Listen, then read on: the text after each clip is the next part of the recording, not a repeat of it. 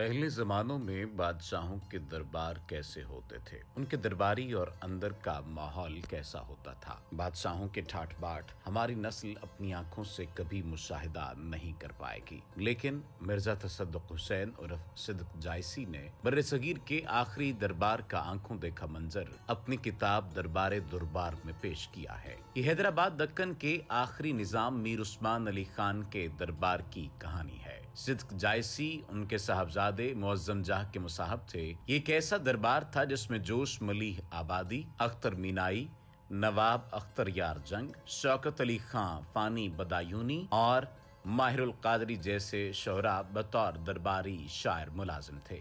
दरबारे Durbar के मुसन्निफ सिद्दीक जायसी ने 1936 के आखिरी महीनों में हैदराबाद दक्कन में कदम रखा और दहाइयों तक वो शाही दरबार से वाबस्ता रहे। डेली पाकिस्तान हिस्ट्री पर हम इस सीरीज में सिद्दीक जायसी के अपने अल्फाज में नाजरीन को दरबारी माहौल से आगाह करेंगे। ये सीरीज एक आपबीती की शक्ल में गुज़श्ता से पेवस्ता तर्ज पर नाजरीन की खिदमत में पेश की जाएगी। हमारा मशवरा है कि अगर कोई नाज़र बाद में इस सीरीज के साथ जुड़े तो वो पहले की किस्तें जरूर देख ले ताकि इसको सयाको सबाक की समझ आ जाए। सिद्दीक जायसी ने अब तक दरबार की ऐशो-निशात और तफरीहो मौज मस्ती पर मौजूद तस्वीर पेश की है, लेकिन अब वो हमें दरबार का स्यारुख दिखाने वाले हैं। इससे पहले कि हम इस बात को आगे बढ़ाएं, ये तज़किरा दिलचस्पी से खाली ना होगा कि दक्कन के दरबार में दो किस्म के दरबारी पाए जाते थे। एक वो थे जिन्हें दरबारी होने की बाकायदा तनख्वाह दी जाती थी, जबकि दूसरी किस्म एजाजी मसाहिबों की होती थी। सिद्दीक जायसी और फानी बदायूनी भी एजाजी मसाहिबों में शामिल थे। सिद्दीक जायसी ने फानी के हालात कुछ इस तरह बयान किए हैं। ऐशरानियों और इशरत अरजानियों में दिन हफ्तों में और हफ्ते महीनों में इस तेजी के साथ तब्दील हो रहे थे जैसे दिनों के पर लग गए हों। फानी अंजाम से गाफिल, मुस्तकबिल से बेपरवाह, मसाहबत के समंदर में हाथ पांव मार रहे थे। यकायक उनकी बेगम अलील हो गई। अब इलाज के लिए रुपए की शदीद जरूरत महसूस हुई। महाजनों से सूदी कर्ज लेना पड़ा। उधर उनकी बीमारी में शिद्दत आ गई, हत्ता के साल भर में वो चारपाई से लग गईं। उस वक्त डॉक्टरों ने साफ साफ बता दिया कि मरीजा को कैंसर है। इस मूजी मरज के इलाज के लिए फिर रुपया दरकार था, जिसका कोसों पता न था। मजबूरी का दूसरा नाम सब्र है। अताइयों की दवा होने लगी, जिसमें 2 ही 4 पैसों का फायदा था। इससे मरीजा को फायदा न हुआ तो फानी के छोटे साहबजादे फिरोज अली खान अस्पताल से दवाई लाने लगे। महीनों अस्पताल की दवा हुई। फानी हस्बे मामूल दरबारदारी करते रहे। इसी जमाने में कभी कभी प्रिंस फानी से उनकी बेगम का मिजाज भी पूछते रहे।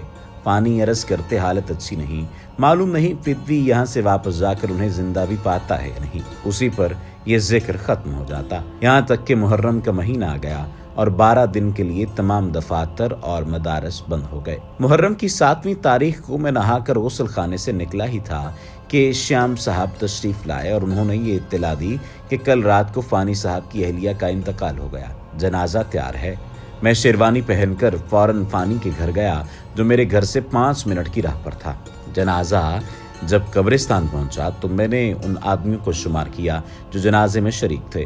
मरहुमा के दोनों लड़कों और फानी को मिलाकर कुल 23 आदमी थे। कब्रिस्तान में मैंने फानी से दरियाफ्त किया कि आपने अपने अहबाब को इस सानहे की खबर नहीं दी। फानी ने कहा, क्यों नहीं की?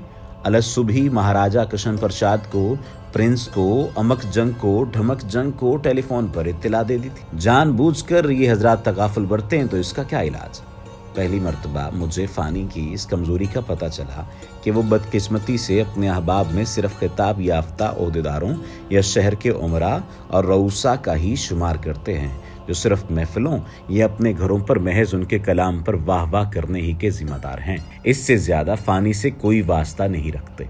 मगर वो मौका बातचीत करना था, इसलिए मैं खामोश हो रहा। 12 बजे दिन को बेगम फानी की तदफीन के बाद जब हम लोग घराने के घर लौटे, उस वक्त इस खिताब याफ्ता ओहदेदार की तवील फरिश्ते नवाब निसार यार जंग मिजाज नामी एक साहब ताजियत के लिए तशरीफ लाए।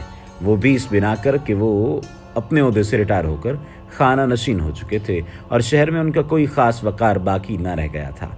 अपने महल्ले में भी वो एक आम शहरी की हैसियत रखते थे। उसी वक्त काजी अब्दुल गफ्फार साहब अपनी मोटर पर आए। उन्होंने फानी और उनके लड़कों का हाथ मुंह धुलवाया 5-7 آدمیوں کا کھانا اپنے ساتھ لائے تھے۔ دسترخوان بچھوا کر ان غریب الوطن ماتمداروں کو اپنے سامنے کھانا کھلوایا۔ قاضی صاحب پیکر اخلاص و محبت تھے، ان کو فانی نے سانحے کی اطلاع تک نہ دی تھی۔ کاش اسی واقعے سے فانی آئندہ کے لیے سبق لیتے اور ان ظاہردار خطاب یافتاؤں کا نام اپنے احباب کی ناکارہ فہرست سے کاٹ دیتے، بلکہ اس فہرست ہی کو جلا کر اس کی راکھ ہوا میں اڑا دیتے۔ مگر ان کی قسمت میں تو اس سے زیادہ مصائب برداشت کرنا تھے۔ وہ فہرست جوں کی توں ان کے صفحہ دل پر جلی حرفوں میں لکھی ہوئی موجود رہی۔